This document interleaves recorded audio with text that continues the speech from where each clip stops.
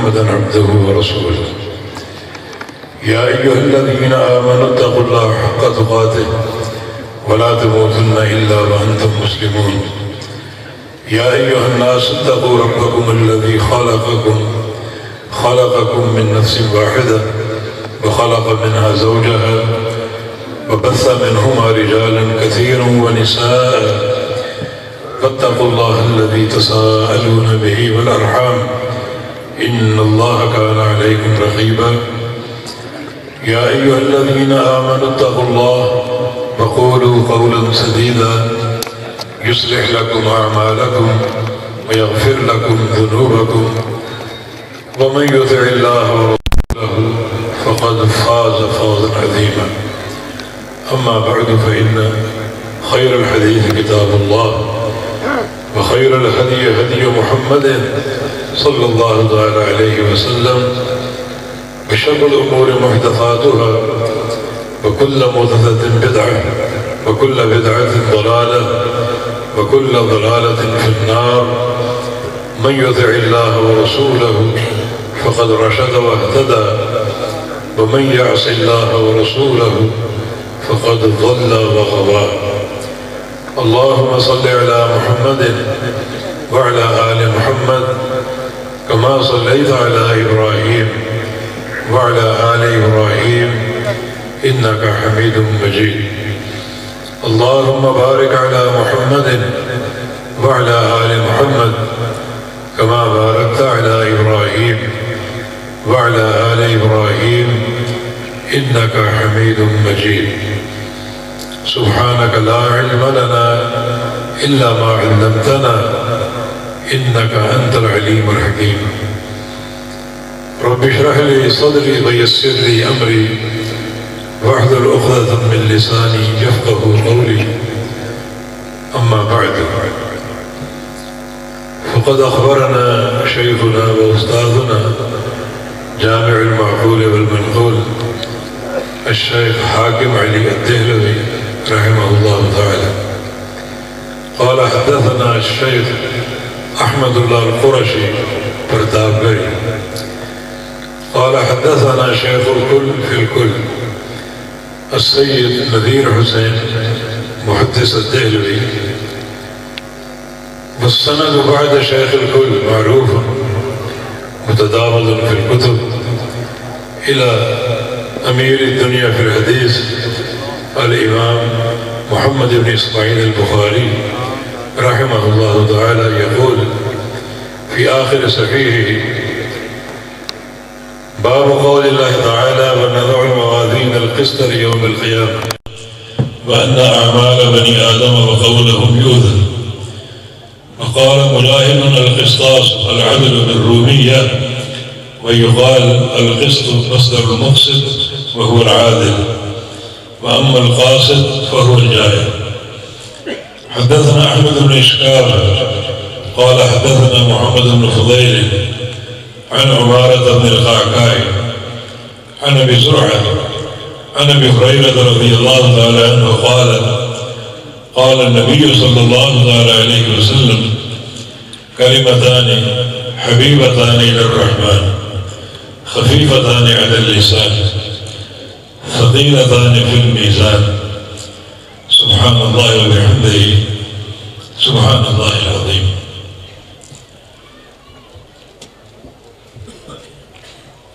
صدر مجلس چودھری معاذ صاحب حفظ اللہ اور دیگر آپ کے تمام برادران شیخ الحدیث مولانا طاہر تنویر صاحب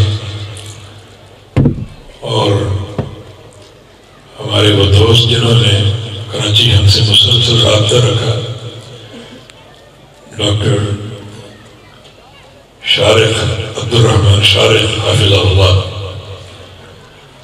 جن کا میں بصمیم قلب شکریہ ادا کرتا ہوں کہ مجھے اس پروگرام کے لیے دعوت دی وہ میں اس کا اہل نہیں ہوں لیکن اس لیے شکریہ ادا کر رہا ہوں کہ اس لمحے آپ سب کی زیارت حاصل ہوگی جو میرے نزدیک کانفرنسوں اور جلسوں کے مقاصد میں سے ایک بہت بڑا مقصد ہے۔ یہ زیارتیں ملاقاتیں اللہ کی رضا کے لیے ہوتی ہیں، کوئی دنیا کی غرض نہیں ہے اور کوئی دنیا کی لالچ نہیں ہے۔ جو ملاقات اللہ کی رضا کے لیے ہو اس کی حدیث قدسی ہے، رسول اللہ صلی اللہ علیہ وسلم کا فرمان ہے، اللہ فرماتا ہے وجبت محبتی للمتزاورین فیہ، میرے جو بندے میرے لیے ایک دوسرے کی زیارت کرتے ہیں ان بندوں کے لیے میری محبت فرض ہو جاتی ہے۔ وجبت محبتی للمتجالسین فیہ، اور جو بندے میری رضا کے لیے آپس میں مل بیٹھتے ہیں میرے دین کے خاطر، ان بندوں کے لیے بھی میری محبت فرض ہو جاتی ہے۔ جس کا صلہ قیامت کے دن قائم ہوگا، جب سارے اولین و آخرین میدان محشر میں جمع ہوں گے تو اللہ تعالیٰ کی طرف سے ایک ندا آئے گی، این المتحابون بجلالی، میری خاطر محبت کرنے والے کہاں ہیں؟ جن کی دنیا میں محبت ہے میری رضا کے لیے تھی، کسی دنیا کی غرض کے بغیر، وہ لوگ کہاں ہیں؟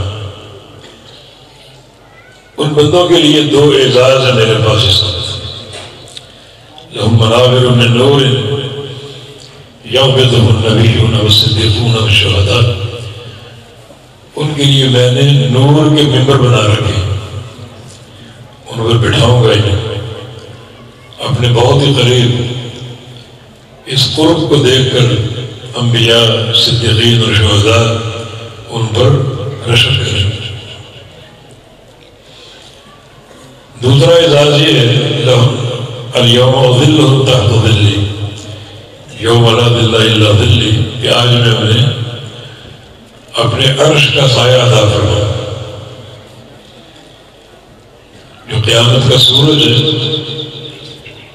اس کی حرارت اور تمازت انہیں پریشان نہیں کرے گی، عرش کا پرلطف سایہ ان کو حاصل ہوگا، اور سورج کی گرمی سے اور آخرت کے پسینے سے بالکل محفوظ ہوں۔ اس دن رب کائنات کے اس سائے کے علاوہ کوئی دوسرا سایہ نہ ہو۔ تدنو الشمس حتی تکون علی مثابۃ میل، سورج، قیامت کا سورج قریب آتے آتے ایک میل کے فاصلے پر کھڑا ہو جائے گا، یہ قیامت کا سورج۔ دنیا کا سورج تو ختم ہو جائے گا، ادھر شمس کوبرت، سورج کو لپیٹ دیا جائے گا اور لپیٹ کر جہنم میں ڈال دیا جائے گا۔ ان لوگوں سے پوچھا جائے گا کہ سورج کی پجاری ہو، یہ بڑا تمہارا معاملہ کسی کام آیا؟ صرف توحید کا نقطہ کام آنے والا ہے اور بچانے والا ہے۔ آج جو بندہ توحید سے خالی آیا یا توحید کا نام تو لیا مگر اس میں بڑا خلل پیدا کیا، دراڑیں پیدا کر لی، اس کے لیے کامیابی کا کوئی تصور نہیں، وہ ناکام ہے۔ اس کی نیکیاں بھی اگر موجود ہوں سب برباد ہیں، وہ شیطان کی سازش کا شکار ہو گئے۔ امام ابن قیم رحمہ اللہ فرماتے ہیں اپنی تفسیر قیم میں کہ شیطان سب سے پہلے انسان پر دو جال پھینکتا ہے۔ جال بہت ہے اس کے پاس، معصیتوں کے، گناہوں کی سینکڑوں صورتیں ہیں، مگر سب سے پہلے دو جال پھینکتا ہے۔ ان میں اگر بندے کو پھنسانے میں کامیاب ہو گیا تو اس کو چھوڑ دیتے ہیں کہ جاؤ بیٹا ہر سال حج کرو، عمرے کرو، زکاتیں دو، یتیم خانے بناؤ، مدارس بناؤ، مساجد بناؤ، اب مجھے کوئی پرواہ نہیں، کیونکہ ان دو جالوں میں سے کسی جال کی موجودگی میں تمہاری کوئی نیکی قبول ہی نہیں ہوئی۔ ایک شرک کا جال ہے، شرک، وَلَقَدْ أُوحِيَ إِلَيْكَ وَإِلَى الَّذِينَ مِنْ قَبْلِكَ لَئِنْ أَشْرَكْتَ لَيَحْبَطَنَّ عَمَلُكَ، اے میرے حبیب آپ کو وحی کر کے بتا رہے ہیں اور آپ سے قبل ہر نبی کو بتا چکے اگر تم نے شرک کر لیا تمہارے سارے اعمال برباد ہو جائیں. میں کسی کی محبت سے مجبور نہیں ہوں. کوئی میرے نزدیک لاڈلا نہیں ہے میرے قانون کو توڑے میں اس سے محبت کروں، تو بالکل نہیں. حالانکہ انبیاء کے عمل مثالی ہوتے ہیں. محمد رسول اللہ صلی اللہ علیہ وسلم کے اعمال قیامت تک کے لیے آئیڈیل ہے، دنیا کے لیے مثال ہے. مگر میں آپ کی محبت سے مجبور نہیں ہوں. وہ آپ خلیل اللہ ہیں، حبیب اللہ ہیں، لیکن لئن اشرکت ليحبطن عملک، اگر آپ سے بھی شرک صادر ہو گیا تو آپ کی بھی ساری نیکیاں سارے اعمال برباد کر دیں. یہ ہمارا عقیدہ ہے کہ اللہ کے پیارے نبی شرک نہیں کر سکتے. عقیدہ ہے میرا، مگر یہ ہمیں سمجھایا جائے. اگر انبیاء کو یہ تنبیہ کی جا سکے تو تم کس بات کی بولی؟ یاد رکھو فہم توحید کے بغیر تم کچھ بھی نہیں. اخروی کامیابی اس کی اساس عقیدہ توحید ہے. عثمان غنی رضی اللہ عنہ پریشان تھے. مسند احمد میں حدیث ہے. پریشانی کا قصہ ایک الگ ہے، وہ ہم چھوڑ دیتے ہیں. ابو بکر صدیق نے پوچھا ان سے وقت کے خلیفہ نے رضی اللہ عنہ کہ عثمان کیا پریشان ہے؟ عرض کیا کہ توفی رسول اللہ صلی اللہ علیہ وسلم وما سألناه عن نجات هذا الامر، کہ نبی علیہ السلام فوت ہو گئے اور ہم آپ سے 15 ٹکا سوال نہیں کر سکتے. ویسے تو پوری شریعت موجود ہے، پورا دین موجود ہے کتاب و سنت کی صورت میں، مگر ایک بالکل دو ٹوک سوال جس کا دو ٹوک جواب ہوتا وہ نہیں پوچھ سکتے. وہ دو ٹوک سوال کیا ہے؟ ما نجات هذا الامر، کہ نجات کا محور کیا ہے، نجات کا مدار کیا ہے، وہ کون سی چیز ہے اگر ہوئی تو نجات ملے گی اور اگر نہ ہوئی تو نجات نہیں ملے گی. محور نجات بڑا عام سوال ہے. ابو بکر صدیق رضی اللہ عنہ فرماتے ہیں ابشر یا عثمان، خوش ہو جاؤ، یہ سوال میں نے کیا تھا. عثمان کا چہرہ لہلا اٹھا اور کہا کہ آپ اس سوال کے حقدار، جو آپ کی عظمت ہے، جو آپ کا مقام ہے، جو آپ کی ذہانت اور فطانت ہے. جس ذہانت اور فطانت کے بارے میں امیر عمر کہا کرتے تھے کاش میں عمر نہ ہوتا، لو كنت شعرة من شعر صدر ابی بکر، کاش میں عمر نہ ہوتا ابو بکر صدیق کے سینے کا ایک بال ہوتا، تاکہ جو فطانت آپ کو ملی، جو ذہانت آپ کو ملی، جو فراست اور تقوی آپ کو ملا، اس میں میرا بھی حصہ نہیں. میں نے یہ سوال کیا کہ ماں نجات و حاضر امر یا رسول اللہ، محور نجات کیا ہے؟ تو رسول اللہ صلی اللہ علیہ وسلم نے ارشاد فرمایا من قبل منی الکلمۃ التي ارسلها علی عمی فرضها فهي له نجات، جو کلمہ میں نے اپنے چچا ابو طالب پر پیش کیا اس نے اس کو رد کر دیا، قبول نہیں کیا، وہ کلمہ محور نجات ہے. وہ کلمہ محور نجات، وہ کلمہ کیا ہے؟ جب نبی علیہ السلام کو سیدنا علی بن ابی طالب نے خبر دی، امیر المومنین نے، کہ آپ کا چچا میرے والد بستر فرق پر، یہ کوشش کر لیجیے ان کو دعوت دینے کی. تو نبی علیہ السلام تشریف لے گئے اور کمرہ صنادید قریش سے بھرا ہوا تھا، کسی نے آپ کو آگے نہیں بڑھنے دیا. تو آپ نے کمرے کی چوکھٹ سے فرمایا کہ یا عمی قل لا الہ الا اللہ، یہ کرو. کچا لا الہ الا اللہ پڑھ لی، چانک رہا دائیں بائیں، گندے دوست ساتھ بیٹھے ہیں. اترغب عن ملت عبد المطلب، کہ موت سے پہلے اپنے دادا، اپنے باپ عبد المطلب کے دین کو چھوڑ دو. حتیٰ کہ نبی علیہ السلام جگہ بناتے بناتے چارپائی تک پہنچے. فرمایا کہ قل لا الہ الا اللہ فی اذنی، کہ چاہ میرے کان میں کلمہ پڑھ دو، چھپا کر بالکل سری. کوئی سن نہ سکے، میرے کان میں پڑھ دو، وحاج لک بہ عند ربی یوم القیامہ، میں قیامت کے دن رب تعالیٰ کے دربار میں اس کلمے کو حجت بنا کر آپ کو بخشوانے کی کوشش کروں۔ نہیں پڑھا، نصیب نہیں۔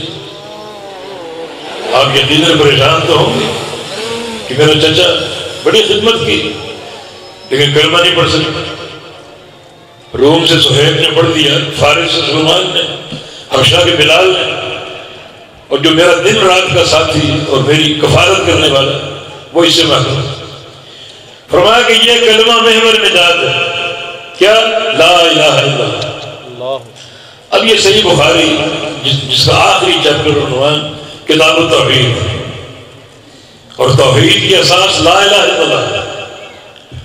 توحید کی تعریف کیا ہے تاکہ لا الہ الا اللہ کا معنی واضح ہو جائے اور ہم ایک مکمل توحید کے علم کے ساتھ یہاں پہ رہا جائیں۔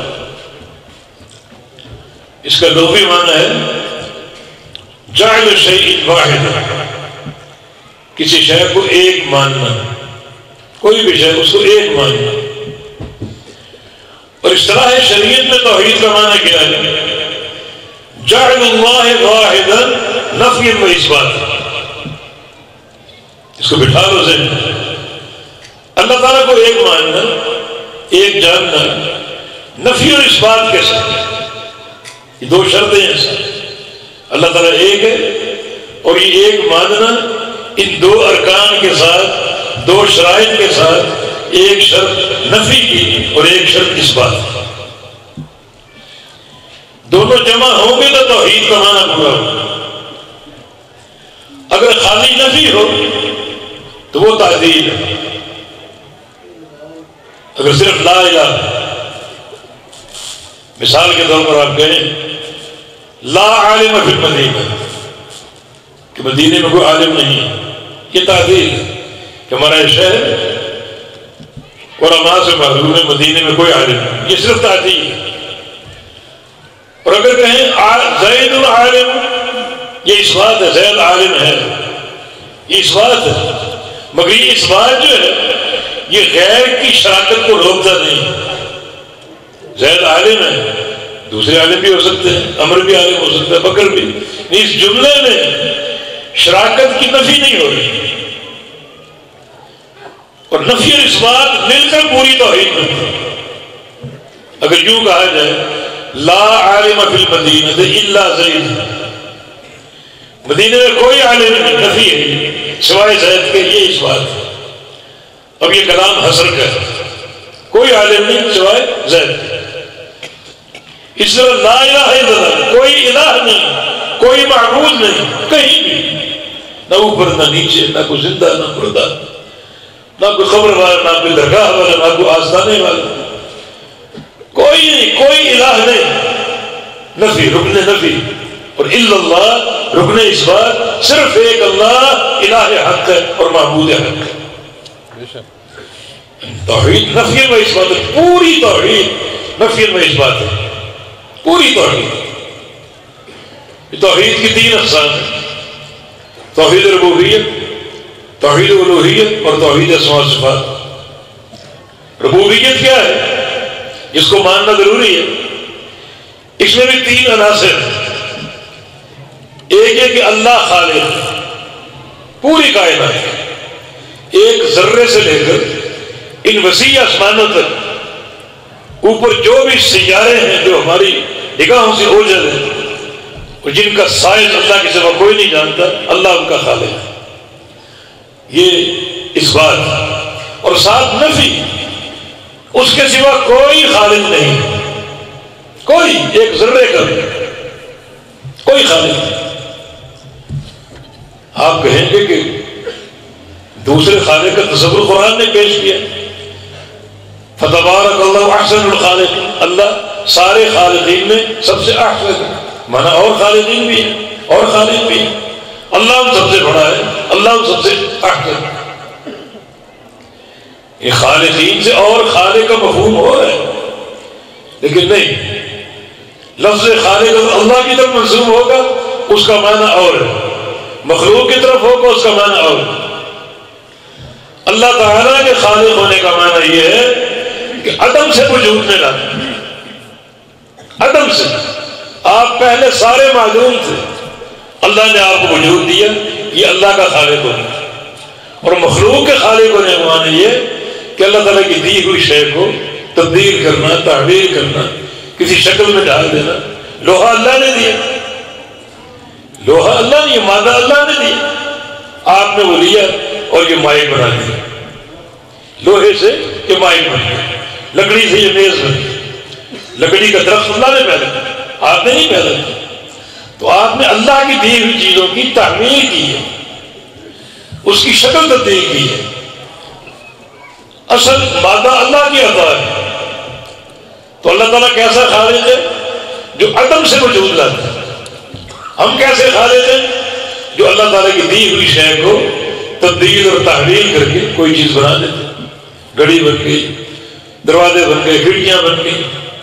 مادہ اللہ کی طرف سے، لکڑی اللہ کی طرف سے. ہم عدم سے وجود نہیں دے سکتے، وجود کو تبدیل کر سکتے. یہ ہمارا خلق ہے. اور اللہ رب العزت ایسا خالق ہے جو معدوم کو وجود دیتا ہے، وہ ایسا خالق ہے. تو وہ خالق ہے اور کوئی خالق نہیں. یہ عقیدہ نفی و اثبات میں ماننا پڑے گا. اور وہ مالک ہے اور کوئی مالک نہیں. تبارک الذی بیدہ الملک، اس کے ہاتھ میں پوری کائنات کی بادشاہت اور کوئی مالک نہیں. نفی و اثبات. اور تیسرا ربوبیت کا معنی وہ مدبر ہے، پوری کائنات کی تدبیر کرنے والا، اور کوئی مدبر نہیں. وہی تصریف کرتا ہے، تدبیر کرتا ہے، تبدیلیاں وہ پیدا کرتا ہے. آسمان سے بارش برستی اللہ کے امر سے برستی. کوئی پتا درخت کا جھڑتا ہے اللہ کے امر سے جھڑتا ہے. یہ ساری تصریف اللہ رب العزت کی. کائنات میں کوئی نہیں اس کائنات میں تصرف کرنے والا. یہ ساری کائنات اللہ کی مخلوق ہے، اللہ کا وہ کارخانہ ہے جس میں ہر شے اللہ کے امر سے ہوتی ہے. کسی غیر کے امر کا کوئی عمل دخل نہیں. یہ ساری چیزیں توحید ربوبیت. اور توحید ربوبیت کے سارے عناصر نفی و اثبات ہیں. اس عقیدے کو ذہن میں رکھیں، نفی و اثبات. دوسری قسم توحید الوہیت. اللہ تعالیٰ معبود ہے، عبادت کے لائق. جتنی بھی عبادات ہیں، مالی ہو، بدنی ہو، قل ان صلاتی ونسکی ومحیای ومماتی للہ رب العالمین. ساری عبادات اللہ کے لیے. صلاتی کا معنی بدنی عبادت، نسکی کا معنی مالی عبادت. ساری عبادتیں آگے. عبادت یا بدنی ہے یا مالی.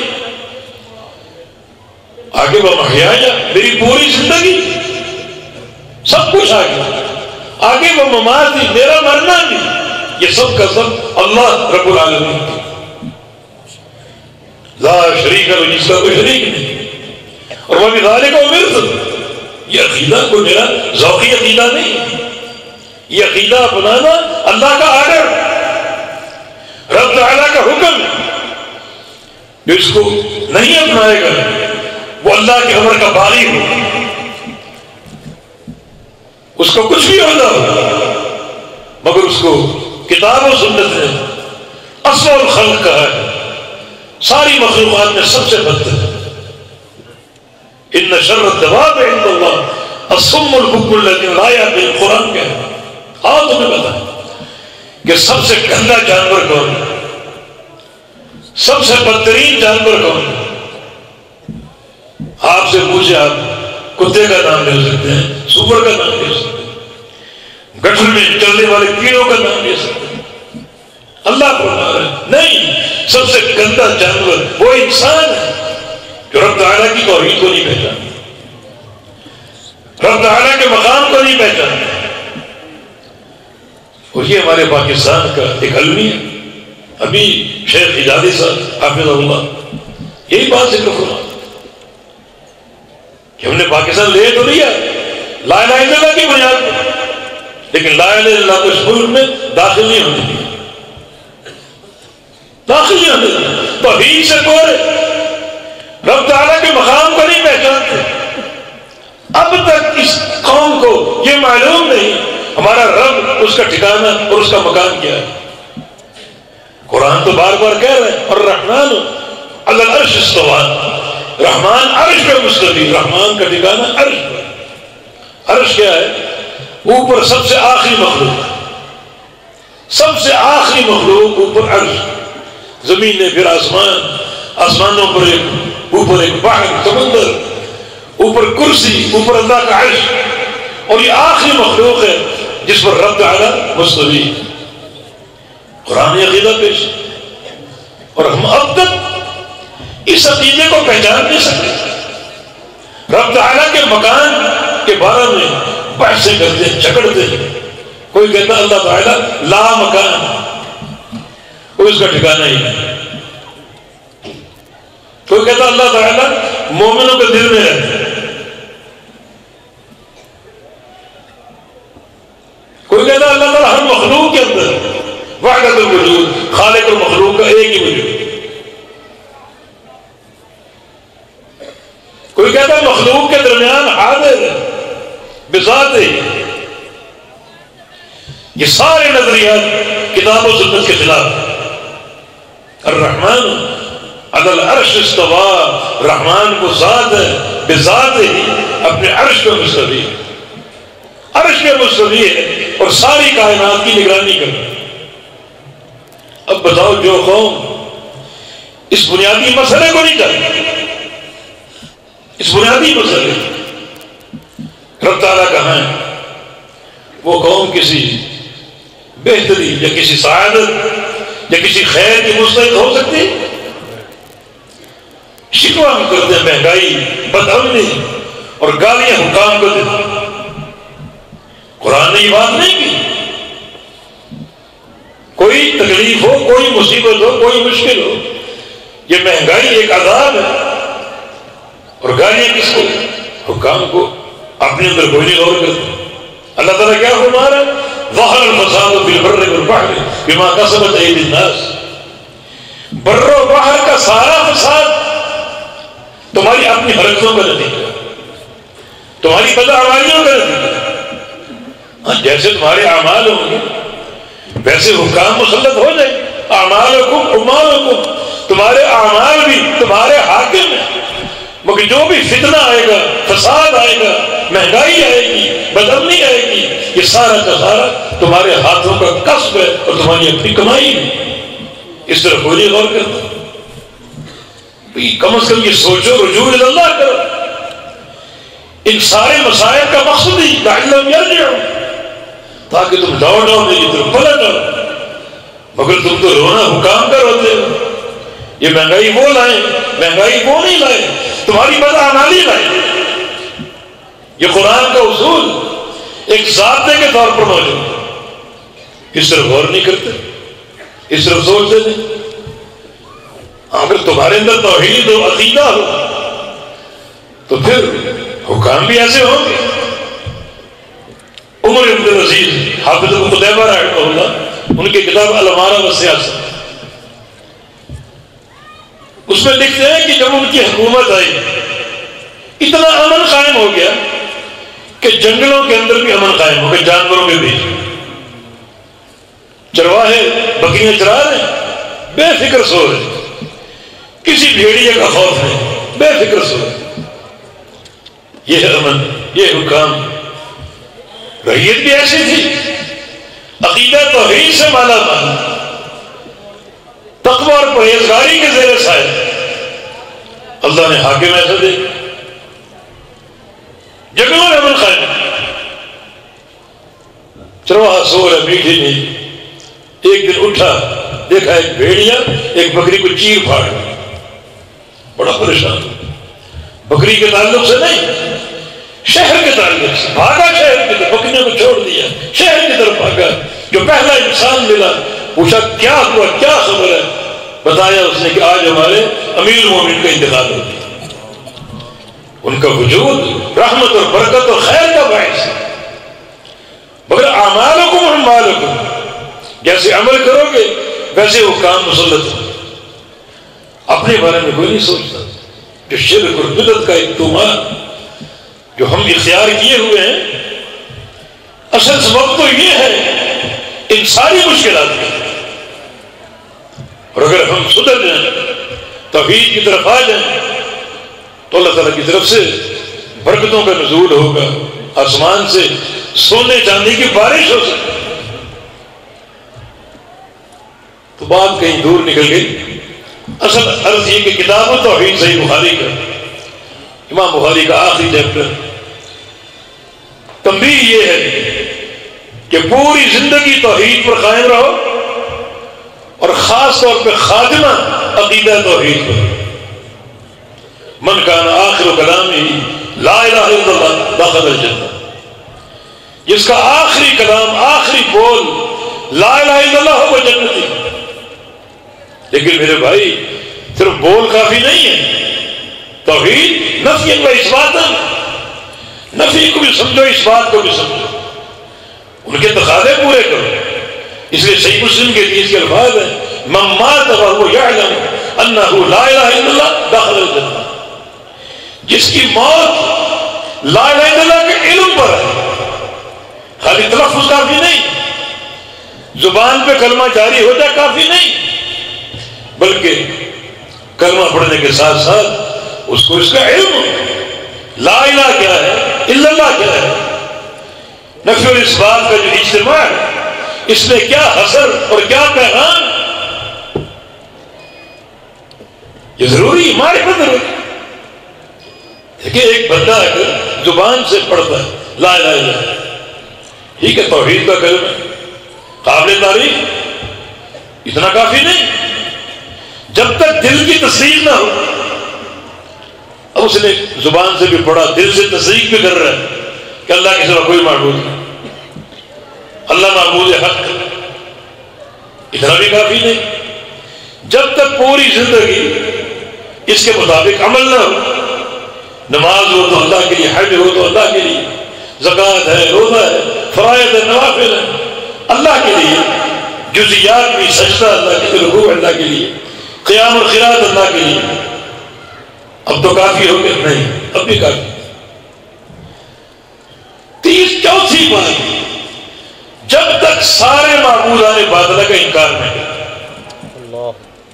یہ نفی، بڑی بڑی درگاہیں قائم ہیں، جب تک انکار نہ کرے ان کا توحید مکمل نہیں ہو، اور جب تک توحید کی تکمیل نہیں ہے نجات کا سوال ہی نہیں، نجات نہیں مل سکتی۔ تو کتاب التوحید، توحید کو سمجھو، علماء سے رابطہ رکھو، علماء کی محبت اور ان کے ساتھ ملاقات اور رفاقت، اس کے بغیر آپ کو توحید کا فہم حاصل نہیں ہو سکتا۔ بڑے گہرے مسائل ان کو سیکھنے اور سمجھنے کی کوشش کرو تاکہ زندگی عقیدہ توحید پر ہو اور خاتمہ بھی توحید کی معرفت پر ہو، نفی و اثبات۔ ساری اقسام اسی طرح، توحید اسماء و صفات، اللہ تعالیٰ کے پیارے پیارے نام، یہ کتاب التوحید کا اصل موضوع ہے۔ امام بخاری نے جو کتاب التوحید قائم کی اس کا اصل موضوع توحید اسماء و صفات، توحید ربوبیت نہیں ہے، توحید الوہیت نہیں ہے، اصل موضوع اس کا توحید اسماء و صفات، اللہ تعالیٰ کے پیارے پیارے نام، پیاری پیاری صفات، پیارے پیارے افعال، ان ناموں میں، ان صفات میں، ان افعال میں بھی اللہ تعالیٰ اکیلا اور یکتا ہے، وہ رحمان ہے، رحمان ہونے میں اکیلا ہے، کوئی دوسرا رحمان نہیں، وہ حی ہے، حی ہونے میں اکیلا ہے، کوئی دوسرا حی نہیں، حی کا معنی زندہ، آپ کہیں گے زندہ تو میں بھی ہوں، لیکن خالق اور مخلوق کی حیات میں فرق نہیں ہوگا۔ خالق کیسا حی ہے، کیسا زندہ، ایسا زندہ کہ اس پر کبھی عدم نہیں تھا، ہمیشہ سے، ایسا زندہ اس پر کبھی فنا نہیں آئے، اور ہم ایسا زندہ ہیں پہلے معلوم تھے، ایسا زندہ ہے ایک وقت آئے گا فنا ہو جائے، قبر میں داخل ہو جائے۔ یہ حیات برابر ہو سکتی؟ پھر حیات کو دیکھو، ہماری زندگی کیسے، کبھی صحت ہے، کبھی مرض ہے، کبھی کمر ٹوٹ گئی، کبھی فقر ہے، کبھی غنا اور تمنگری ہے، کبھی راحت ہے، کبھی پریشانی۔ رب تعالیٰ کی حیات ایسی کامل حیات ہے، ان سارے عوارض سے پاک ہے۔ کوئی تشبیہ ہو سکتی؟ صرف لفظی اشتراک، لفظی اشتراک۔ انسان کو بھی سمیع و بصیر کہا گیا، سنتے ہم بھی ہیں، دیکھتے ہم بھی ہیں۔ رحمان بھی وکان اللہ سمیع بصیرا، اللہ بھی سمیع ہے، سننے والا، اور بصیر ہے، دیکھنے والا۔ فرق نہیں کرو گے، فرق نہیں کرو گے۔ ہم ایسا دیکھنے والے ہیں کہ اس کپڑے کے نیچے کیا ہم نہیں جانتے، سامنے کپڑا پڑا ہو، اس کتاب کے نیچے ہم نہیں جانتے، سامنے پڑی، ہم ایسا دیکھنے والے، تھوڑی دور کی آواز کو سننے ایسا سننے والے۔ اور اللہ ایسا سمیع و بصیر ہے کہ یعلم دبیب النملۃ السوداء فی الصخرۃ الصماء وفی اللیلۃ الظلماء۔ رات کا اندھیرا ہو، سیاہ رنگ کا پہاڑ ہو، اس کی اندھیری تہ کے نیچے سیاہ رنگ کی چیونٹی چل رہی ہو، اللہ اپنے عرش پہ اس چیونٹی کو دیکھتا بھی ہے اور اس کے چلنے کی آواز کو سنتا ہے۔ کوئی ہے تشبیہ؟ وہ خالق ہے، ہم مخلوق ہے۔ اس کی ساری صفات اور سارے نام نفی و اثبات ہے۔ وہ خالق ہے، ہم خالق نہیں۔ وہ سمیع و بصیر ہے، ہم سمیع و بصیر نہیں ہیں۔ ہماری سمع اور بصر محدود ہے۔ تو سوال یہ کہ اللہ تعالیٰ اپنا تعارف ایسے الفاظ سے کیوں کرواتا ہے جس میں اشتراک اور لفظ لے آتے اپنے تعارف کے لیے؟ اللہ تعالیٰ قادر، مگر ایسے لفظ اگر لے آتا جن کو ہم سمجھ نہیں پاتے تو اللہ کی رحمت کہاں ملتی، اس کی معرفت کہاں سے ملتی؟ اس کا احسان اپنی معرفت کے باب کو اس نے آسان بنا دیا انہیں الفاظ کے ساتھ جن کا معنی ہم جانتے ہیں۔ اگر سمیع اور بصیر کا لفظ کوئی اور ہوتا، اللہ قادر ہے جس کو ہم سمجھ نہ پاتے، تو اللہ کی معرفت کہاں سے آتی؟ اس کی ایک مثال دیتا ہوں۔ حدیث قدسی میں نبی علیہ السلام کو اللہ فرماتا ہے جنت کے بارے میں، اعددت فیہا لعبادی ما لا عین رأت ولا اذن سمعت ولا خطر علی قلب بشر۔ میں نے جنت میں وہ نعمتیں تیار کی ہیں جو نہ کسی آنکھ نے دیکھی، نہ کسی کان نے سنی، اور نہ کسی انسان کے دل میں ان کا تصور ہے۔ حدیث صحیح ہے، نہ کسی نے دیکھی نہ کسی نے سنی۔ اب جنت کی نعمتوں کی طرف آتے ہیں۔ جنت میں کیلا ہوگا، کیلا آپ نے نہیں دیکھا۔ جنت میں انار کا ذکر، انار آپ نے نہیں دیکھا۔ جنت میں انگور کا ذکر، انگور آپ نے نہیں دیکھا۔ یہ تو ایک تعارض آ گیا، کسی آنکھ نے نہیں دیکھی، کسی کان نے نہیں سنی۔ حالانکہ جو نعمتیں مذکور ہیں وہ سب دیکھی پالی، کیلا بھی دیکھا، انگور بھی، انار بھی سے۔ ابا کی تفسیر جو ہے وہ آم کے معنی میں آم بھی دیکھا، سدرۃ المنتہا بیر بھی دیکھی۔ حدیث کہہ رہی کچھ نہیں دیکھا، نہ کسی دیکھا نہ کسی نے سنا۔ یہ لفظی اشتراک ہے کہ اللہ نے بتا دیا جنت میں کیلے ملیں گے، انار اور سیب اور انگور ملیں گے، آم ملیں گے، بیر ملیں گے۔ یعنی ان الفاظ نے ہم کو سمجھایا جن کو ہم سمجھتے، مگر وہ آم ہوں گے کیسے، وہ انار ہوں گے کیسے، اس کا ذائقہ نہ کسی آنکھ نے دیکھا، نہ کسی زبان نے چکھا، نہ کسی نے سنا۔ وہ ذائقہ جنت کا لفظی اشتراک صرف ہمیں سمجھانے کے لیے۔ یہی معاملہ سنو صفات جنت کی نعمتیں باقی کسی نے دیکھی تو ہیں، مگر لذت اور ذائقہ کوئی نہیں جانتا، کوئی نہیں جانتا، کوئی نہیں، وہ سب مخفی پوشیدہ،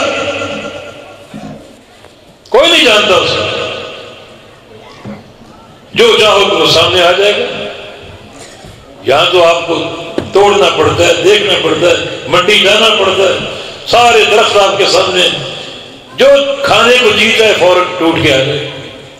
کیلا آ گیا کھاؤ، جی چاہے کہ انار کھاؤ، وہ کیلا انار بن جائے۔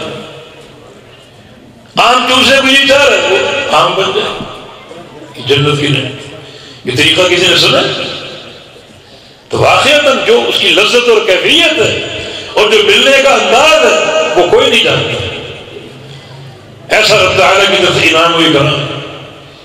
یہی معاملہ صفات باری تعالیٰ کا اور اسماء الحسنی کا ہے کہ جو ناموں میں لفظی اشتراک ہے ہمیں سمجھانے کے لیے، مگر رب تعالیٰ کے لیے کیسا؟ جیسا اس کے لائق ہے، ہمارے لیے کیسا؟ جیسا ہمارے لائق ہے۔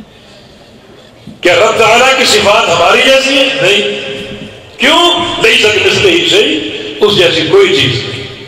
وہ ذات تشبیہ سے پاک ہے، تمثیل سے پاک ہے، اس جیسی کوئی چیز نہیں۔ یہ عقیدہ اسماء و صفات کا۔ تو کتاب التوحید کی یہ سارے ابواب کوئی 50 اور 60 کے درمیان توحید اسماء و صفات کے ابواب جو آپ نے پڑھا الحمدللہ، تو اللہ تعالیٰ کے نام، اس کی صفات، اس کے افعال، ان کو پہچانا، رب تعالیٰ کی کامل معرفت حاصل ہے۔ معرفت کے ذریعے آپ آگے بڑھیں گے۔ اگر میں گناہ گار اور مجھے رب تعالیٰ کے نام غفار کا علم ہی نہ ہو، تواب کا علم ہی نہ ہو، میں کیا توبہ کروں؟ وہ غفار ہے، بخشنے والا، ستار ہے، گناہوں کو چھپانے والا، تواب ہے، توبہ کی توفیق دینے والا اور توبہ کرنے والے کی توبہ کو قبول کرنے والا۔ اگر مجھے معرفت ہی نہ ہو میں کیا کروں؟ میں توبہ کر سکوں گا؟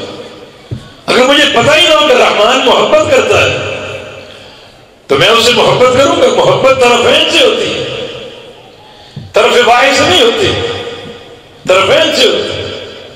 مجھے اگر رب تعالیٰ کی رحمت کی معرفت ہی نہ ہو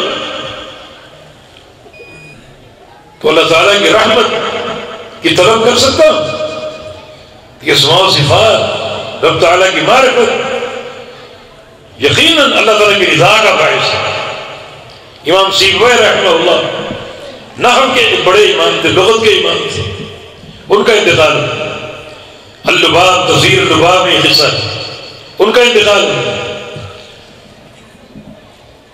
کسی نے خواب میں دیکھا، پوچھا اللہ نے کیا سلوک کیا آپ کے ساتھ؟ کہا کہ اللہ تعالیٰ نے میرے ایک ہی جملے پر میرے سارے گناہ معاف کر دیے۔ وہ جملہ کیا ہے؟ میں نے لکھا تھا، سب سے پہلے میں نے لکھا، اللہ علام الاعلام، اللہ دنیا کے سارے ناموں کا سردار لفظ اللہ، سارے اعلام میں سب سے بڑا علم، سارے ناموں میں سب سے بڑا نام اللہ ہے۔ یہ جملہ میں نے لکھا تھا، اللہ تعالیٰ نے اسی جملے کی بنا پر میرے سارے گناہ معاف کر۔ اس معرفت کا فائدہ ہے، رب تعالیٰ کی ثنا کرو، اپنی ثنا وہ چاہتا ہے، اپنی ثنا وہ خود کرتا ہے، ہم بھی وہ ثنا کریں۔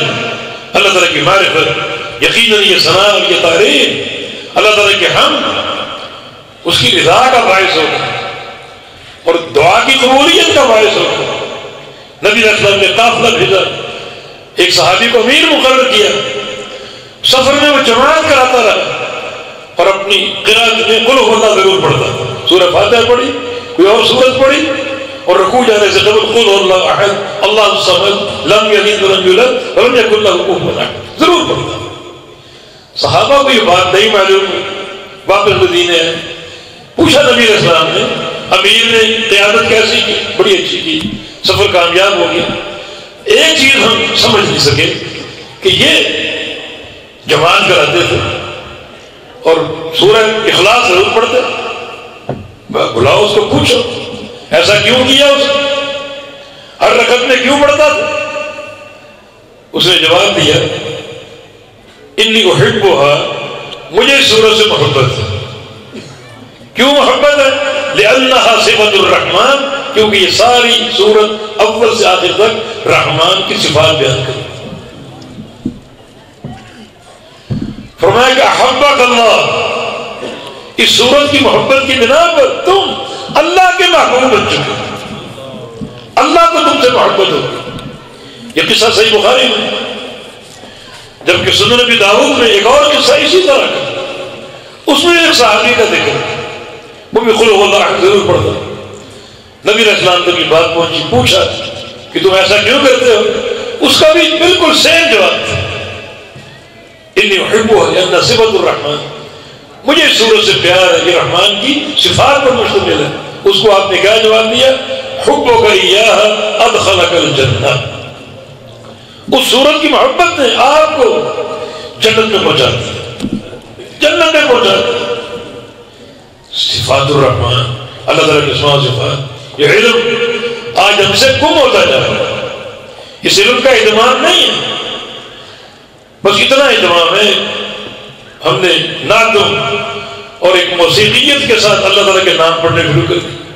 بیٹی رخصت ہو رہی ہے اسماء حسنہ کے سائے تلے، یہ کون سا طریقہ ہے؟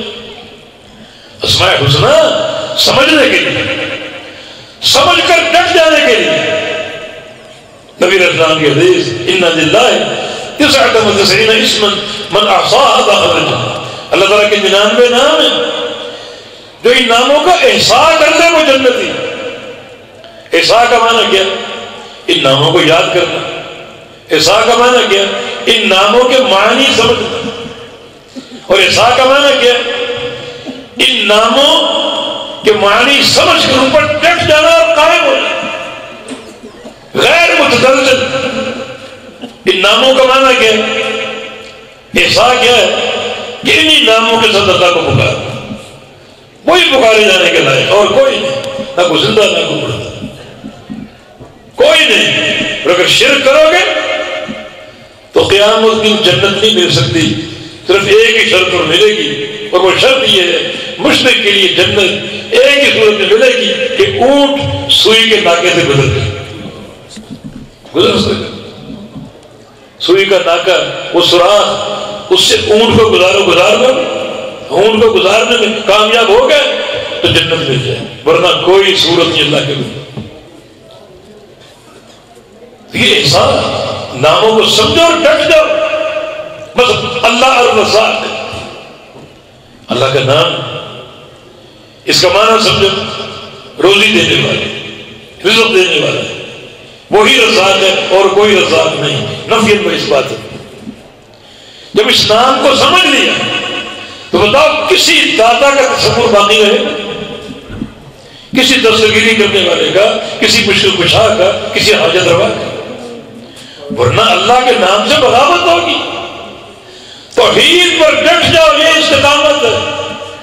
اللہ کا نام عالم الغیب، وہ غیب جاننے والا، معنی اور کوئی غیب جاننے والا نہیں، نفی و اثبات۔ پھر کوئی اور نبی، کوئی ولی غیب جان سکتا ہے؟ اگر جان سکتا ہے تو اللہ کے نام کا انکار۔ یہ سارے نام نفی و اثبات ہیں، وہ عالم الغیب ہے اور کوئی عالم الغیب ہے۔ اور اللہ کے سوا کسی کو عالم الغیب ماننا عقیدہ کفر ہے، صرف اللہ عالم الغیب۔ یہ معنی اسماء حسنہ کا، یہ توحید کے دروازے، توحید کی کنجیاں ہیں، ان کی معرفت سے رب تعالیٰ کی معرفت ملے گی اور توحید کا سبق آپ کو پورا ہوگا، مگر شرط یہ کہ سمجھنے کے بعد عملی طور پہ ڈٹ جاؤ اور اس ذات کو انہی ناموں کے ساتھ پکارو، کسی اور کو نہ پکارو۔ یہ کتاب التوحید ہم نے ایک ملخص سا پیش کر دیا، خلاصہ اسماء و صفات کا۔ آخری باب آگے امام بخاری رحمہ اللہ کا، جب یہ آپ نے سنا باب قول اللہ تعالیٰ وَنَضَعُ الْمَوَازِينَ الْقِسْطَ لِيَوْمِ الْقِيَامَةِ، اللہ فرمایا ہم عدل کا ترازو قائم کریں گے قیامت کے دن کے لیے۔ یہ لام تعلیلیہ مضاف محذوف لحساب یوم القیامہ، قیامت کا حساب دینے کے لیے ایک مرحلہ یہ قائم کریں گے، عدل کا ترازو قائم کریں، عدل کا ترازو۔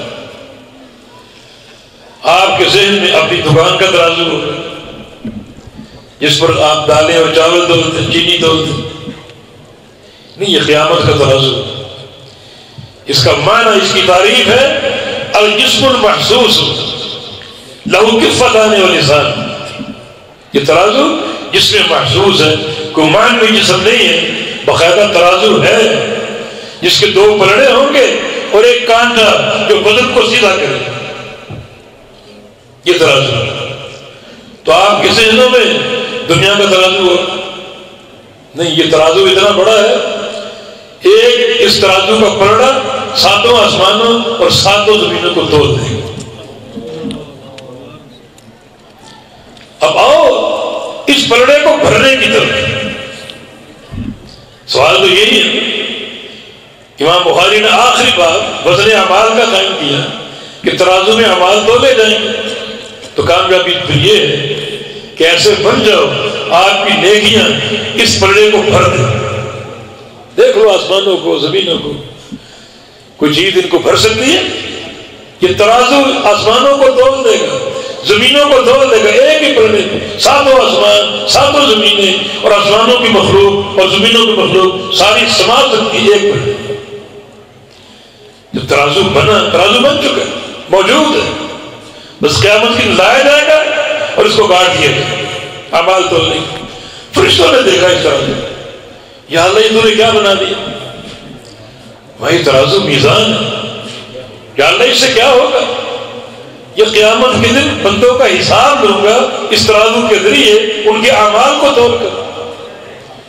یا اللہ اتنے بڑے پلڑے، کیا یہ پلڑا کسی بندے کی نیکیاں بھر سکتا ہے؟ کسی بندے کی ساری نیکیاں اس پلڑے کو بھر سکتی؟ فرمایا کہ ہاں، لمن شئت من خلقی، بہت سے بندے جن کا میں چاہوں ان کے اعمال اس پلڑے کو بھر دیں گے. پتہ ہے فرشتوں نے کیا کہا؟ جن کے کھاتے میں صدیوں کی عبادت ہے، صدیوں کی، جو فرشتہ پیدا ہوتے ہی سجدے میں ڈال دیا گیا، وہ آج تک سجدے میں ہے اور قیامت تک سجدے میں رہے. تو فرشتہ پیدا ہوتے ہی قیام میں کھڑا کیا گیا، وہ آج تک قیام میں اور قیامت تک قیام میں رہے. ان فرشتوں نے کہا کہ سبحانک ما عبدناک حق عبادت ہے، یا اللہ پھر تو پاک ہے، ہم تیری عبادت کا حق ادا نہیں کر سکتے. فرشتے یہ جانتے ہیں ہمارے اعمال اس پلڑے کو بھر نہیں سکتے. تو انسانوں کو اللہ تعالیٰ نے توفیق بھی دی، ان کو یہ کمال بخشا. کچھ لوگ ہوں گے ایسے جن کی نیکیاں حسنات کے پلڑے کو بھر دیں. آئیے ایک حدیث پر غور کریں اور یہ بات واضح ہو کہ سب سے زیادہ جو عمل اس ترازو کو بھرے گا وہ عقیدہ توحید. نبی علیہ السلام کا فرمان صحیح مسلم، سبحان اللہ نصف المیزان والحمد للہ تملأہ. اور ایک حدیث میں سبحان اللہ والحمد للہ تملأان ما بین السماء الی الارض. سبحان اللہ جو ہے وہ آدھا میزان ہے، آدھا میزان سبحان اللہ. الحمدللہ پورا میزان. سبحان اللہ کہو گے آدھا میزان بھر جائے گا، الحمدللہ کہو گے پورا میزان بھر جائے گا آپ کا. اور ایک حدیث میں سبحان اللہ والحمدللہ یہ دونوں جملے ملا کر کہو گے تو 7ویں آسمان سے لے کر نیچے 7ویں زمین تک سارا خلا آپ کی نیکیوں سے بھر جائے گا. اللہ تعالیٰ کی رحمت. لیکن کیا ایک بار کہنے سے ہم نے سبحان اللہ کہہ دیا آدھا میدان بھر گیا، الحمدللہ کہہ دیا پورا بھر گیا؟ ایک بار. اور کیا ہر شخص جس کو معلوم ہی نہ ہو سبحان اللہ کا معنی کیا ہے، الحمدللہ کا معنی کیا ہے، جسے معلوم ہی نہ ہو سبحان اللہ کے تقاضے کیا ہیں، الحمدللہ کے تقاضے کیا ہیں، کہ ان کا میزان بھی بھر جائے گا؟ نہیں. سمجھو کہ سبحان اللہ کیا ہے. یہ سبحان اللہ کلمہ نفی یا کلمہ تنزیہ، جس کا معنی اللہ پاک ہے ہر عیب سے، ہر عیب سے پاک ہے. اور اللہ کی جناب میں جو سب سے بڑا عیب ہے وہ اس کا شریک مقرر ہے. سب سے بڑا نقص جو اللہ تعالیٰ کی طرف لوگ منسوخ کرتے ہیں اللہ کا شریک مقرر ہے. شریک مقرر کرنے کا معنی کیا ہوتا ہے؟ معنی اللہ عاجز ہے، اللہ تھکا ہوا ہے، اللہ ضعیف اور کمزور ہے، یہ معنی ہوتا ہے. کیوں؟ دنیا میں بھی اپنے کاروبار میں شراکت کا نظام ہے. اپنے پروفٹ میں کسی کو شریک کرو گے، اگر سرمایہ پورا ہو نہیں کرو گے. شریک کب کرو گے؟ جب آپ کے پاس سرمایہ کی کمی، کاروبار بڑا ہے سرمایہ کم ہے، چلو دونوں بھائی مل جاتے ہیں، کچھ پیسہ تم لگاؤ کچھ میں لگاتا ہوں، یہ شراکت داری ہے. یہ آپ کی کمزوری کی نہیں، مال کی کمی. بعض تک افرادی قوت کی کمی ہوتی ہے کہ میرا کام بڑا ہے، ایکسپورٹ امپورٹ یہاں سے جناب امریکہ تک پھیلا ہوا ہے، یہاں میں بیٹھتا ہوں وہاں تم بیٹھو. میں اکیلا سنبھال نہیں سکتا، ہمیں شراکت داری قائم ہے۔ کیا آپ کی کمزوری؟ شراکت داری کا نظام ضعف اور کمزوری کی علامت ہے۔ اللہ کا شریک مقرر کرنا، اللہ کا شریک مقرر کرنا، یہ اللہ کی جناب میں ضعف اور نقص اور عاجزی کو منسوخ کرنا سب سے بڑا عیب ہے۔ آپ سبحان اللہ اس فہم کے ساتھ کہو کہ اللہ تعالیٰ ہر شرک سے اور ہر شریک سے پاک ہے۔ شرک بہت ہوئے، قوم نوح سے شرک کا آغاز ہوا، اللہ اس سے پاک ہے، یہ میرا عقیدہ ہے۔ ہر نبی کے دور میں شرک تھا، اللہ پاک ہے، میرا یہ عقیدہ ہے، یہ سبحان اللہ۔ جناب محمد رسول اللہ صلی اللہ علیہ وسلم ان کے دور میں بھی شرک ہوا، ہر نبی کے دور میں شرک کی مختلف صورتیں تھیں۔ یہودیوں کا شرک عزیر اللہ کا بیٹا ہے اور معبود ہے، عیسائیوں کا شرک عیسیٰ اللہ کا بیٹا ہے اور عبادت کے لائق ہے، مشرکین مکہ کا شرک فرشتے اللہ کی بیٹیاں ہیں، ہر دور مختلف شرک رہے۔ آج کا شرک یہ ہزاروں قبے اور آستانے اور دربائیں اور درگاہ، ہر شہر کا الگ معبود ہے، صبح کسی کو سلام ہو رہا ہے، شام کسی کو سلام ہو رہا ہے، ساری شراکت داری ہے۔ یہ عقیدہ بناؤ سبحان اللہ، اللہ ان ساری شراکتوں سے پاک ہے، ہر شرک سے پاک ہے، ہر شریک سے پاک ہے۔ آج کے بعد قیامت تک جو بھی شرک ہوگا میرا عقیدہ اللہ اس سے پاک ہے، اس پر قائم ہو جاؤ، عمل بھی اس کے مطابق ہو، اس پر پوری قوت سے قائم ہو جاؤ، اور موت بھی اسی عقیدے پر آئے، تب سبحان اللہ آپ کے آدھے میزان کو بھر دے گا۔ عقیدے کی سلامتی ضروری اور عملی وحدت بھی ضروری، استقامت ڈٹ جانا بھی ضروری۔ یاد ہے میزان الحمدللہ، پورا میزان الحمدللہ کیا ہے؟ یہ اس بات ہے، توحید نفی اور اس بات کے ساتھ ہے، سبحان اللہ نفی ہے، الحمدللہ اس بات ہے۔ اس بات کا معنی اللہ کے لیے صفات کا ثبوت، اس بات اللہ کے لیے صفات کو ثابت کرنا اور ثابت ماننا، یہ اس بات۔ اس پر حمد کیوں کہ اللہ ان صفات پر، ان ناموں پر حمد کا مستحق ہے، کیوں؟ یہ نقطہ جاننا ضروری ہے کہ یا اللہ تیرے لیے ساری تعریفیں کیوں؟ تو نے قرآن کا آغاز الحمدللہ رب العالمین سے کیا کہ تمام تعریفیں اللہ رب العالمین کیوں میں کیوں مانوں؟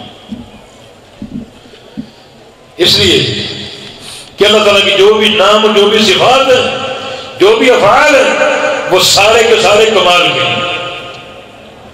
ہر نقص سبحان اللہ میں آپ ہر نقص اور عیب کی نفی کر چکے، اور جو اس کے اسماء اور صفات ثابت ہیں، جب نفی ہے تو پھر سارے اسماء صفات پہ کمال ہی کمال، اور جو ذات کمال مطلق کی مالک ہو وہی ذات حمد مطلق کی مالک ہے۔ جس ذات میں کمال ہی کمال ہے سارے ناموں اور صفات میں اور سارے افعال میں، وہی ذات مطلق طور پہ ہر قسم کی حمد کی مستحق ہے۔ اس کمال کو بانٹو گے تو حمد کو تقسیم کرنا پڑے گا۔ آپ کہیں اللہ رزاق ہے اور فلاں بھی داتا ہے، اللہ رزاق ہے فلاں بھی دستگیر ہے، اللہ رزاق ہے فلاں بھی حاجت روا ہے، اللہ رزاق ہے اور بھر دو جھولی میری فلاں، وہ جھولی بھر سکتے ہیں؟ پھر کیا ہوگا؟ رزاق ہونے میں اللہ کا کمال آپ نے بانٹ دیا۔ جب کمال بانٹا تو سیدھا سیدھا الحمدللہ کا انکار کر دیا۔ کمال مطلق پر کمال حمد ہے، وہ سارے اسماء و صفات میں کمال کی ذات، لہذا ہماری ہر طرح کے حمد کا مستحق ہے۔ اس کو تقسیم کرو گے اللہ بھی عالم الغیب اور فلاں نبی ولی بھی غیب جانتے ہیں، یہ صفت کی تقسیم ہے۔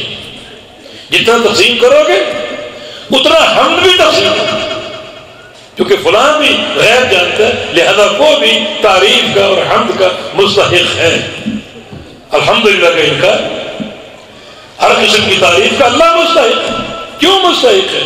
اس کے لیے کمال مطلق ہے، جس ذات کے لیے کمال مطلق ہو اسی ذات کے لیے حمد مطلق ہوتی ہے. اب یہ عقیدہ اپنا لو الحمدللہ کی، اس پر قائم ہو جاؤ، ڈٹ جاؤ.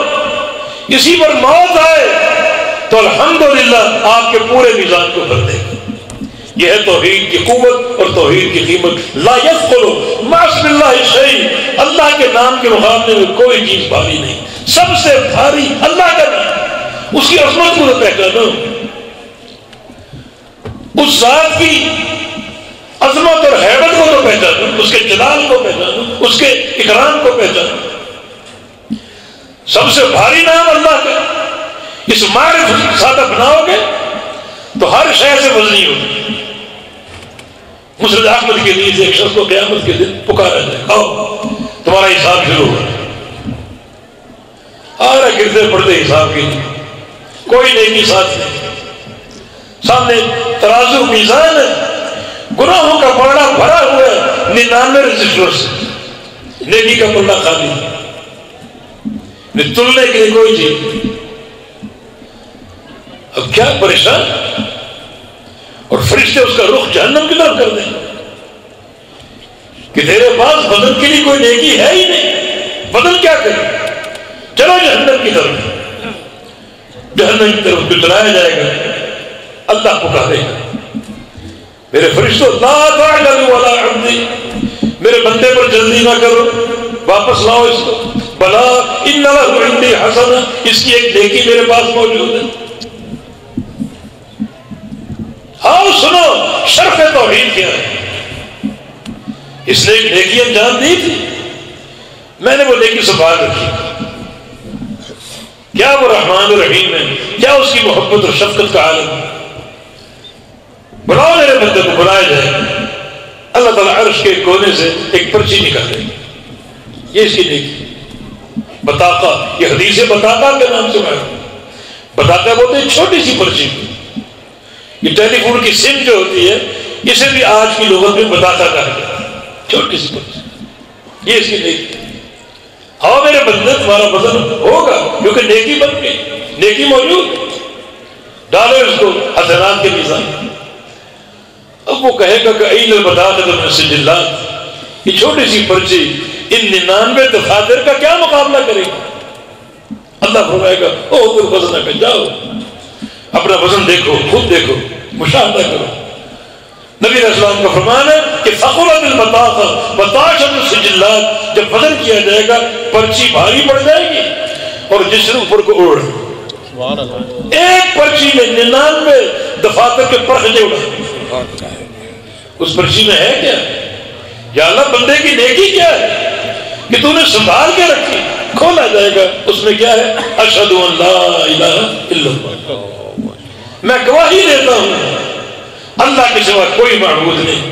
کوئی نفی میں اس بات ہے، اللہ اکیلا معبود حق ہے، باقی سارے معبود باطل ہیں، اس کے سوا کوئی معبود نہیں. میں گواہی دیتا ہوں. اس کی یہ گواہی ایسی تھی، گواہی تو ہم سب دیتے ہیں مگر صرف زبان سے، اندر کوئی سوچ اور کوئی تصور نہیں ہے توحید باری تعالیٰ کا. اس کی گواہی ایسی ہے، جو زبان پر تھا وہی اس کے دل میں تھا. کوئی انکار نہیں تھا، بڑی تصدیق جازم تھی، یقین کامل تھا اور معنی کا ادراک تھا، فہم تھا، جس پر اس نے گالی یہ جو ہے وہ گواہی دی. اللہ کو پسند آ گئی، اللہ نے جملہ سنبھال لیا اور آج یہی ایک جملہ توحید کا اس کی نجات کا باعث ہے. اس پر اللہ کے نبی کا فرمان لا یثقل مع اسم اللہ شیء، بھلا اللہ کے نام کے مقابلے میں کوئی شے بھاری ہو سکتی؟ تم توحید کی طرف آؤ تو صحیح، توحید کو پہچانو تو صحیح، اس کا ادراک تو کرو جو اس کا حق ہے. اللہ تعالیٰ گناہوں کو معاف کر دے گا. یا ابن آدم لو بلغت ذنوبک عنان السماء ثم استغفرتنی لاغفرن لک علی ما کان منک لا ابالی. یا ابن آدم انک لو اتیتنی بقراب الارض خطایا ثم لقیتنی لا تشرک بی شیئا لاتیتک بقرابها مغفرۃ وفضلا. آدم کے بیٹے تیرے گناہ اگر آسمانوں کو چھونے لگے اور تو ایک بار سچا استغفار کر لے مجھ سے اس عقیدے کے ساتھ کہ اللہ ہی گناہوں کو معاف کرنے والا اور کوئی نہیں، ایک بار کے استغفار دے میں تیرے 100 سال کے گناہوں کو معاف کر دوں. آدم کے بیٹے اگر یہ ساری زمین تیرے گناہوں سے بھر جائے مگر ان گناہوں میں شرک نہ ہو تو میں ساری زمین کو تیرے گناہوں سے خالی کر دوں اور اس کی جگہ اپنا فضل اپنی رحمت بھر کے تجھے لوٹا دوں. توحید اور اس کا ادراک تو کرو, کما حق و تعلق باللہ تو قائم کرو, توحید کو سمجھنے کی کوشش کرو. یہ امام بخاری کا پیغام کتاب توحید سے, اور یہی پیغام برادر الموازین اور قسط یوم القیامہ. ہم قیامت کے حساب کا ایک مرحلہ اعمال کو تول کر بھی بنائیں گے. پہلے حساب ہوگا اعمال کی گنتی کا, اعمال کی گنتی کا. اعمال گنے جائیں گے کہ اللہ نے 5 نمازیں فرض کی, دیکھو اس بندے نے نمازیں پوری پڑھی یا نہیں پڑھی. پوری نہیں ہے تو بندے کی بربادی. پوری پڑھی, اس کی زکاتیں دیکھو, 2.5% زکات فرض تھی, اتنا اس کا مال تھا, اس نے زکات پوری دی ہے نہیں, پوری نہیں دی, بندہ پھنس جائے گا. پوری دی, اب اس کے روزے کے 30 روزے ہم نے فرض کیے, پورے ہیں یا نہیں؟ پورے نہیں ہیں تو انسان پھنس جائے گا. اور پورے ہیں اب آگے بڑھو, نمازیں پوری ہیں, روزے پورے ہیں, زکات پوری ہے, حج مکمل ہے, ایک ہی حج فرض مکمل ہے, اعمال گنے گئے پورے نکلے, تو کیا وہ کامیاب ہے؟ نہیں.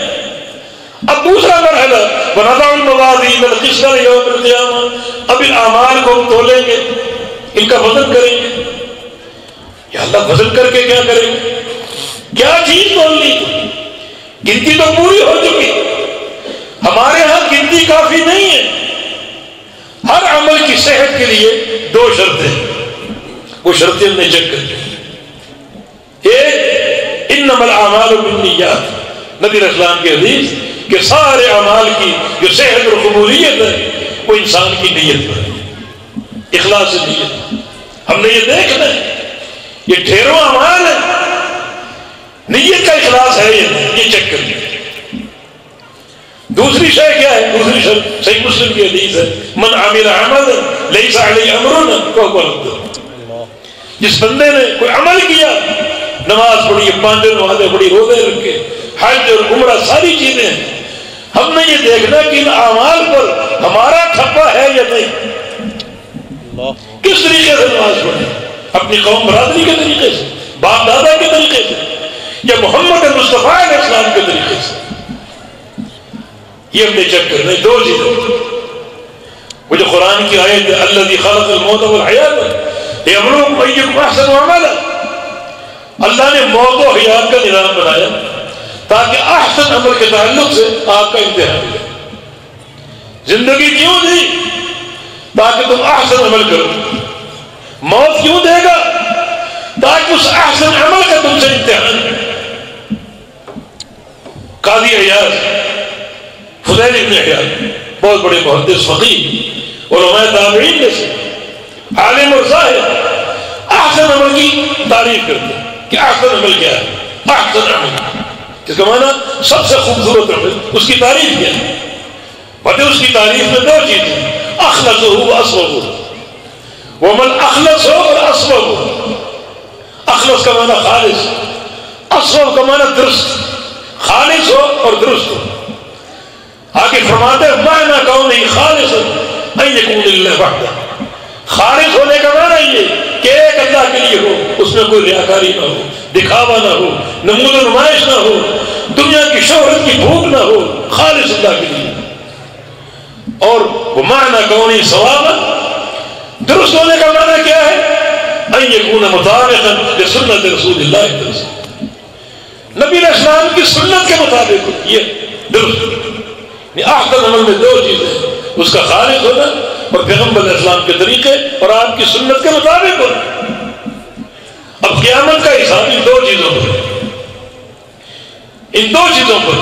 افلا یعلم اذا بعثر ما فی القبور وحصل ما فی الصدور. انسان کو معلوم نہیں یہ قبر سے اٹھایا جائے گا, اٹھائے جانے کے بعد جو سب سے کڑا مرحلہ اس کے سینے کے راز کھولے جائیں. جناب یہ شخص اس نے 50 حج کیے, نہیں اتنا کافی نہیں ہے ہمارے. اب سینے کا راز نکالو, اس کی نیت کیا تھی؟ ان 50 حج.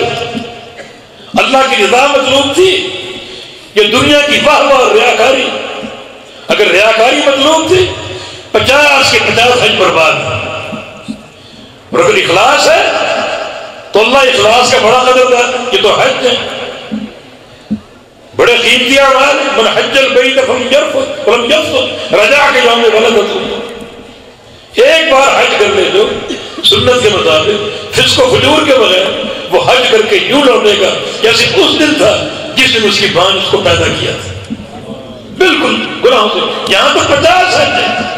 سینے کا راز نکالو، سینے کا راز.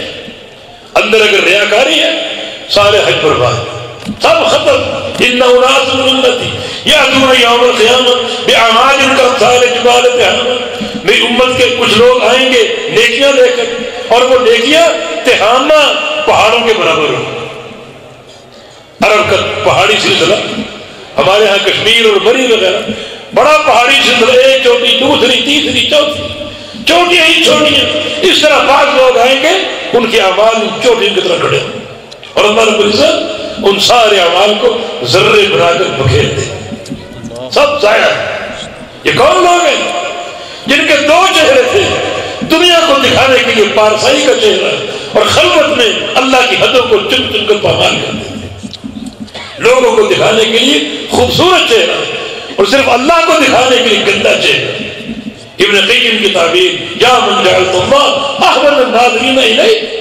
بندے افسوس ہے تجھے جو بھی دیکھ رہے ان سب میں تو نے گھٹیا اللہ کو سمجھا.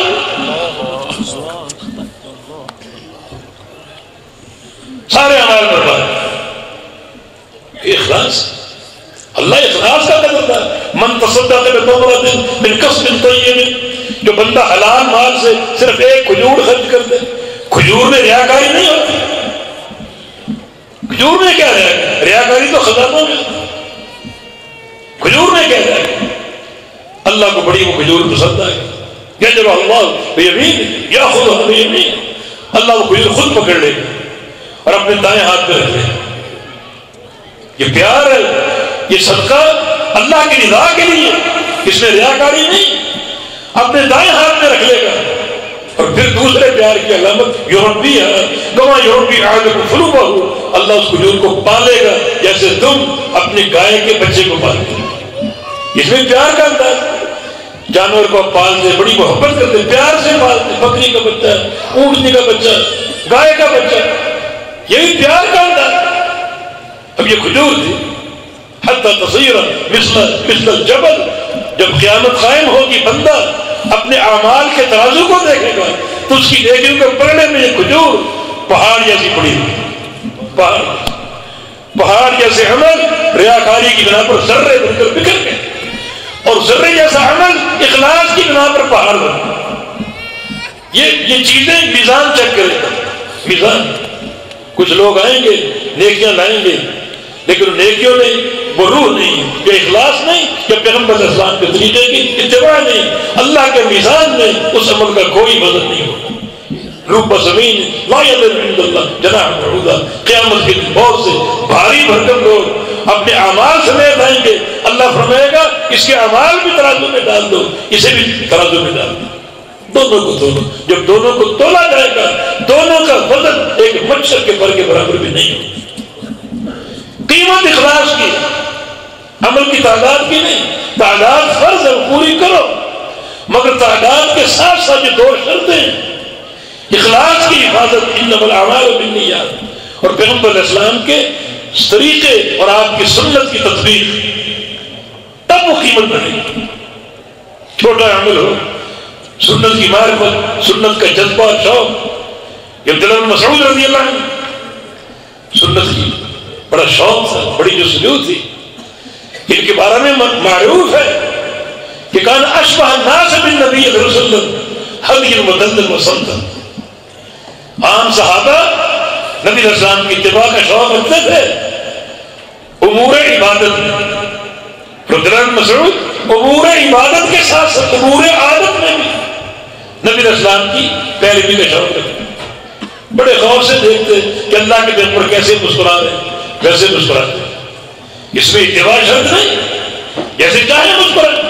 مگر وہ غور کرتے نبی علیہ السلام کیسے مسکرا رہے ویسے مسکرا، اللہ کے پیغمبر کی چال کیسی ہے ویسے چلتے، اٹھنا بیٹھنا کیسا ویسا اٹھنا بیٹھنا۔ ان امور میں اتباع نہیں بلکہ ان کا شوق، امور عادت میں بھی اللہ کے پیغمبر کے فوق دبلے پتلے لاغر اور نحیف تھے۔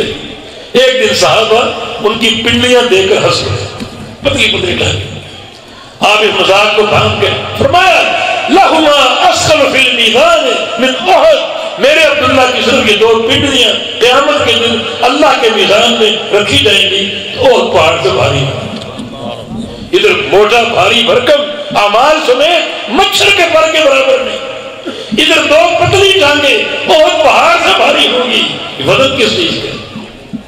یہ وزن ان دو چیزوں کی قوت کا ہے، اخلاص کی قوت ہو اور پیغمبر علیہ السلام کی اتباع کا جذبہ پوری قوت کے ساتھ۔ جس قوت کے ساتھ اتباع کا جذبہ ہو اسی قوت کے ساتھ بدعت کی نفرت ہو، جس قوت کے ساتھ توحید کی محبت ہو اسی قوت کے ساتھ شرک کی نفرت ہو، تو یہ دو چیزیں بڑا وزن بن کر انسان کے اعمال کو بھاری کریں گے۔ تبھی تو اللہ کے نبی فرمایا کلمتان حبیبتان الی الرحمن خفیفتان علی اللسان ثقیلتان فی المیزان سبحان اللہ بحمدہ سبحان اللہ۔ یہ دو کلمے، دو جملے، یہ دو بول ہیں، رحمان کو پیارے، زبان پر ہلکے اور کل اللہ کے میزان میں بھاری۔ یہ امام بخاری کا استدلال ثقیلتان فی المیزان، فی المیزان سے میزان کو ثابت کیا اور ثقیلتان سے میزان کے وزن کو ثابت کیا۔ بڑے بھاری ہوں گے دو کلمے، ایک سبحان اللہ اور وہ بحمدہ، اس کی وضاحت میں کر دی۔ سبحان اللہ کلمہ نفی اور بحمدہ کلمہ اثبات، معنی آپ کے اندر جو نفی اور تنزیہ ہے اس کو بھی تولا جائے گا، خالی اثبات کو نہیں نفی کو بھی تولا جائے گا۔ تو پھر کیا ثابت ہوا؟ توحید، توحید سے محبت ہو، اللہ کی عبادت سے عملاً محبت ہو اور اسی شدت اور قوت سے شرک کی نفرت، شرک کی مذمت۔ ہمارے ایک شیخ سعودی عرب میں وہ کہتے ہیں توحید کی غیرت اگر جاننی ہو تو اس کا امتحان یوں ہو سکتا ہے، اخبار آپ کے سامنے ایک موٹی سرخی ہو کہ فلاں علاقے میں 10-12 بھیڑیا صفت انسانوں نے کسی بچی پر جنسی حملہ کر دیا، اس کی عزت کو تار تار کر دیا۔ یہ خبر بھی انسان کی غیرت کو ابھارتی، اور اوپر چھوٹی سی تصویر لگی ہو کہ فلاں وزیر صاحب فلاں مزار پر پھولوں کی چادر چڑھا ہے۔ اب آپ کی غیرت توحید کا امتحان زیادہ غیرت کس خبر پر آتی ہے؟ اس غلوں کے حملے پر یا اس وزیر کے فعل پر جو قبر پر چادر چڑھا رہے ہیں، جو کہ شرک ہے، بڑا غلیظ قسم کا شرک ہے۔ بھی چادر کیوں چڑھا رہے ہیں؟ تاکہ قبر والا راضی ہو جائے، مانا قبر والا جانتا کہ باہر کیا ہوگا۔ اچھا اس کو راضی کیوں کرنا چاہتے ہیں؟ تاکہ قبر والا ہماری دعائیں قبول کرے، ہماری حاجتیں پوری کرے۔ یعنی چادریں چڑھانا، دیے جلانا یہ بڑا ایک حرامہ ہے، اس میں کئی قباحتیں ہیں۔ مانا قبر والا دیکھ رہا باہر کے حالات کو، مانا قبر والا پکارے بھی سنتا ہے اور ان کو پورا بھی کرتا ہے، حاجتیں بھی پوری کرتا ہے، جبکہ قرآن کہتا ہے جو غیر اللہ کو پکارتے ہو اس کی مثال یہ ہے جیسے سامنے پانی کا چشمہ ہو، پانی کا سمندر ہو، پانی کا دریا موجزن ہو اور آپ کنارے پر کھڑے ہو کر کہیں پانی تو خود میرے منہ میں آ گیا۔ قیامت تک پانی آپ کے منہ میں نہیں آئے گا، نہ ہی آپ کی حاجت پوری کر سکتا۔ بہت بڑا حرام ہے عمل کہ آپ کی غیرت کس چیز پہ زیادہ بیدار ہوتی ہے، کس چیز زیادہ مجروح ہوتی ہے؟ یہ غیرت توحید کا امتحان ہے۔ تو جس قوت سے اللہ کی عبادت کا اثبات ہے، اس کی اسماء و صفات کا اثبات ہے، اسی قوت سے آپ کے اندر تنزیہ اور نفی کا جذبہ ہو، شرک سے نفرت ہو۔ جس قوت سے سنت کی محبت ہے اسی قوت سے بدعت کی نفرت ہو، تو یہ محبت تولی جائے گی اور نفرت بھی تولی جائے گی، اور بحمدہ کو بھی تولا جائے گا اور سبحان اللہ کو بھی تولا جائے گا۔ اللہ تعالیٰ ہماری توحید مضبوط کر، اللہ ہمیں توحید کا فہم عطا فرمائے۔ یا اللہ ہمارا جینا مرنا توحید کے لیے، پوری زندگی توحید پر قائم، اور الہ العالمین جب موت آئے عقیدہ توحید پر آئے۔ زبان پر کلمہ ہو، اور یہ کلمہ صرف تلفظ کی حد تک نہ ہو بلکہ پورے فہم کے ساتھ، پورے ادراک کے ساتھ، پورے یقین کے ساتھ اور پوری تصدیق کے ساتھ ہو، وہی چیز کامیابی کا باعث ہے۔ موضوع بہت تھے لیکن توحید کی بات ہی پھیل دی گئی اور وقت بھی کافی ہو چکا۔ میں آخر میں دعا کرتا ہوں کہ اللہ رب العزت ہماری طلباء کو جو آج انشاءاللہ سند ملے گی اور ایک عملی زندگی میں داخل ہوں گے علماء کے صف میں، اللہ تعالیٰ ان کو علماء عاملین بنائے، اللہ تعالیٰ علماء مخلصین بنائے، اللہ تعالیٰ ان کو عقیدے کی قوت عطا فرمائے، اللہ تعالیٰ ان کو وہ شعور عطا فرمائے جو ایک داعی کی زندگی میں ضروری ہوتا ہے، اللہ پاک ان کو داعی اور مجاہد بنائے، اللہ تعالیٰ دین پر چلنے والا اور دین کو سچا خادم بنا دے، اللہ ان اداروں کو قائم رکھے، ان اداروں کو اللہ تعالیٰ منارہ نور بنائے۔ اور آخر میں ان طلباء کو نصیحت ہے کہ ادارہ نے آپ کو پڑھایا، سکھایا اور یہ خوبصورت لباس مہیا کیا، رومال آپ کے سروں پر، ٹوپیاں آپ کے سروں پر، یہ آپ کا لباس ہیبت ہونا چاہیے۔ آج کل کے بعض داعیوں کی طرح ننگے سر اور بائکوں کی جو ہے نمائش اور گاڑیوں کی نمائش، چھچورا پن اور کھلنڈرا پن ہرگز نہ ہو۔ جو سلف کا انداز، سلف کا طریق، اللہ کے پیارے پیغمبر کا طریق، ایک لباس ہیبت، ایک داعی متمیز ہو، نہ کہ سامعین کی طرح کھلنڈرا ہو اور ان کی طرح باتیں کرے، ان کی طرح اس کی حرکات ہو اور اپنے بائکوں اور گاڑیوں کی نمائشیں کرتا پھرے، یہ ہرگز ایک داعی کے اوصاف نہیں ہے۔ سچے اور پکے داعی بنو، مخلص داعی بنو، پرہیبت داعی بنو، آپ میں لوگوں میں فرق ہو اور پوری مروت کے جو ہے وہ انداز کو پہچاننے والے اور جاننے والے ہوں۔ اقول قولی ھذا واستغفر اللہ لی ولکم وآخر دعوانا الحمد للہ رب العالمین۔